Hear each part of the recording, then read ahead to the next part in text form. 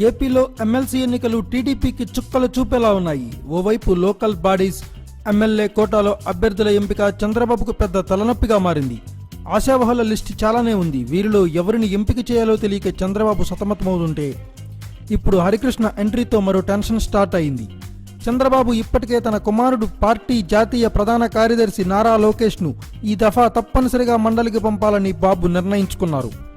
ఇదిలా ఉంటే చాలా రోజులుగా పార్టీ కార్యక్రమాలకు దూరంగా ఉన్న చంద్రబాబు బావ పార్టీ వ్యవస్థాపకుడు నందమూరి తారక రామారావు కుమారుడు నందమూరి హరికృష్ణ తాజాగా పోలిట్ బ్యూరో సమావేశంలో ఎంట్రీ ఇచ్చారు.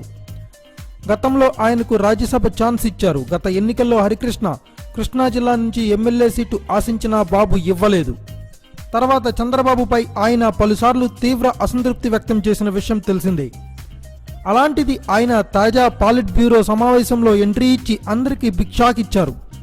అసలు ఈ సమావేశానికి హరికృష్ణ వస్తారన్న విషయంపై ఎలాంటి సమాచారం లేదట.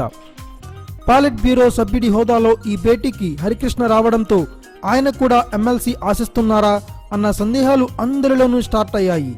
మరి ఇప్పుడు హరికృష్ణ ఎమ్మెల్సీ అడిగితే చంద్రబాబు ఏం చేస్తారు అన్న డౌట్ అందరి మదిలోనూ వ్యక్తమవుతుంది.